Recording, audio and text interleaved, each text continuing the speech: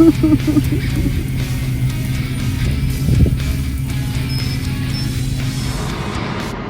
guys, and welcome back to the channel. As you can see, I'm driving my beloved Land Rover LR3. It's the 8-cylinder 4.4, so it's maybe a little bit different than the one you have at home. Anyway, my problem with it this time is a little bit different. I had a whole bunch of lights coming on in the display last night, and I'm just out testing it right now. I don't have anything going in, but when I started up the engine and put the keys in the ignition, what happened was I had transmission fault coming on right away. Well, the car starts, no problem, and actually right now it's also shifting gears and everything else. But what happened last night, we had the brake light coming on, we had the transmission light coming on, the suspension light, the don't come knocking when this is rocking sign, and also a different warning sign. There was another as well. So basically there was a lot of screen of deaths coming up in the display, and it looked actually pretty bad. And then it would not change out of the first speed in automatics. I got an automatic shift on this one. So what happened was it would stay in first gear and it would just go up on RPMs, and you couldn't push it to go to shift at all.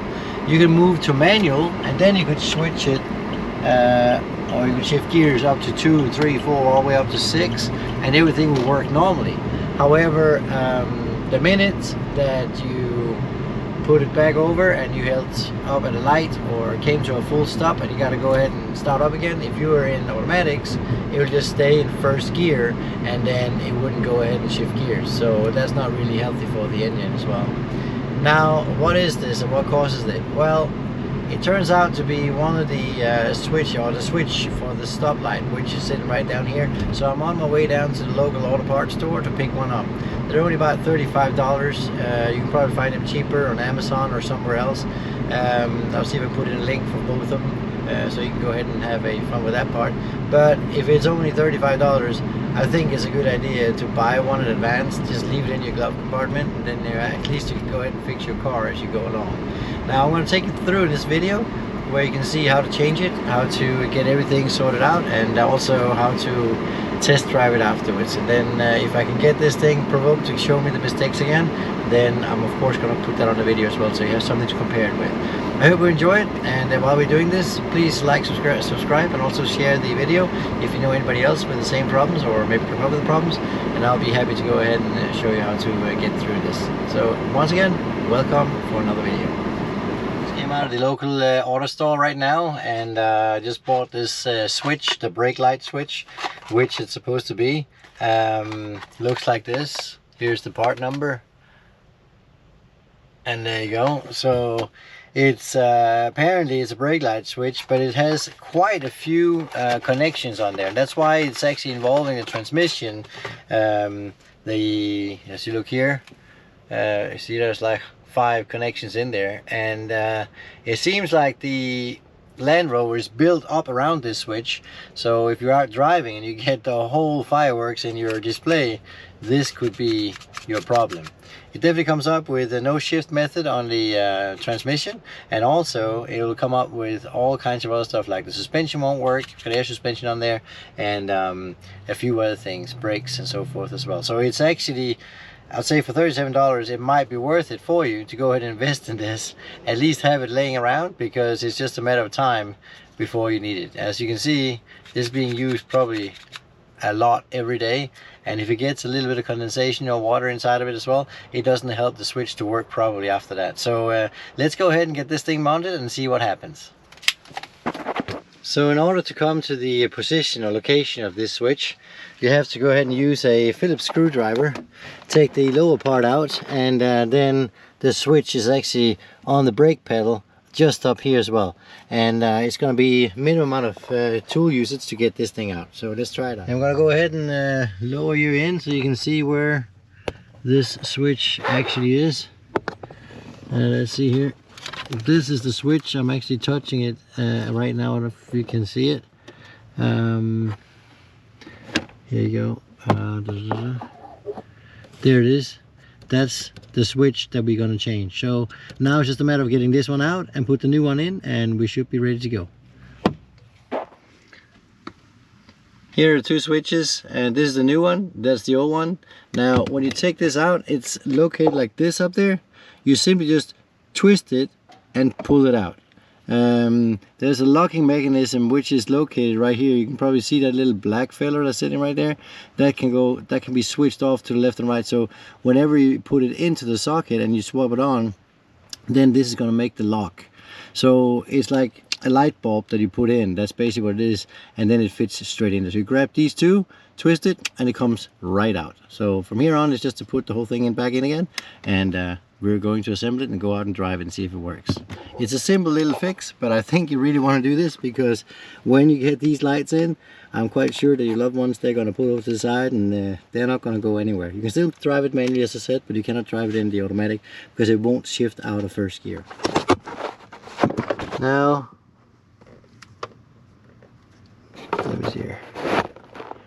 In order to get the plug that you have here out of this, you'll need a small flat-headed screwdriver, because the locking is in there, and when you push that, it will come out. So you just push it in, and you can actually, the thing will come out right in it, nice and easy.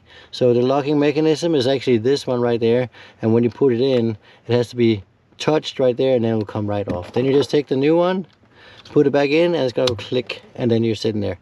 Now you got a completely new switch in the system, and now it just has to be reinstalled, and then it will work on the brake system. So let's go ahead and get that done. See, this is where it goes, and as you can see, the hole there is a little bit funny shape, and that's why it has to go in diagonal and then turn back in, so it actually is located horizontally. Once you get it in, it fits straight onto the brake pedal, and everything should be working nice and dandy again. So let's try that. I don't know if you can see it right there. I put it into the hole, basically, as you can see right here. That's how it looks like. So it actually tightens up counterclockwise by pushing these two on the side, and then you go counterclockwise. It might look different because I'm actually filming from the opposite direction, but once you get it in here like that, you grab these two and then you go counterclockwise. Let me just see if I got it all right. Yeah, there you go. And like this, counterclockwise, and click, there it is, and it's now in place. Now it's just to go ahead and assemble the rest of the car again and go out and try it, and I'm quite sure now the problem is solved, just because of a small switch looking like this for $37. So go ahead and get it, guys. I think it's a great investment. You're not going to be, you can fix it on the road. You just need a small flathead screwdriver, that's all, and a Phillips to go ahead and get the cover down, and that's all. The rest goes just like a charm. So go ahead and buy one. I think it's a good idea. Now if you're driving along and you get a card reader, this is what you're gonna have. My card reader came out with this one here, diagnostic trouble code detected, and it said ping right away, and then I had P0504 where it says severity medium, brake switch A and B correlated as well, and of course I have to go in and reset the computer in this case. So I've just done that, and now it's time to go out and test drive the car. So let's go ahead and try that. So I just started the car up, everything's working normal, and as you can see, no lights at all in the display. So now it's time to go ahead and try it out. Now when I hit the parking brake, the brake itself, the brake pedal, I can hear this? That's actually the relay that goes in. So now I can hear it's definitely working, which is nice in this British equipment. You can actually hear it's real relays, and it goes into gear as well with no problem, especially in the reverse here, and no lights and no codes coming up at the moment, so that's fine. Let's see if it actually is gonna go ahead and into drive here. Let's see if it's gonna go ahead and drive and accelerate, and also change the gears in automatic. It runs beautiful. Have a look at that.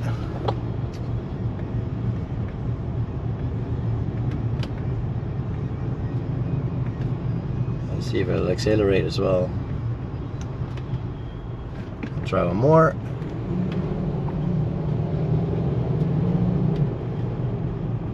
It shifts really nice, no problem.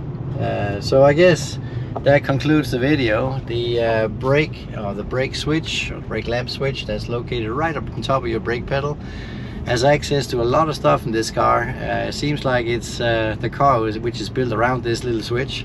You have the suspension coming on, brake coming on, you have transmission coming on, you will have transmission fault when you start up in the morning after this, and then you're looking at this like, what is going on with my car? And you don't dare to drive it anywhere. Actually, it's just this little brake switch, it's 37 bucks. Change it and all your problems are gone, and it drives just like normal. You can be happy for your Land Rover then, and enjoy it. I hope you find this video a little bit informative, and I hope that you enjoyed it. And this thing that came on is because I need to go to the gas station, so we went and put that on, and just to show you, so I don't say there's going to be any lights that comes up. You probably recognize the sound. Anyway, I hope you liked it, and please like and subscribe, share with someone who has the same problem maybe, or might have a problem coming up, and then I'll do like a tree and leave, and I'll see you next time. So until then, see you later. Bye bye.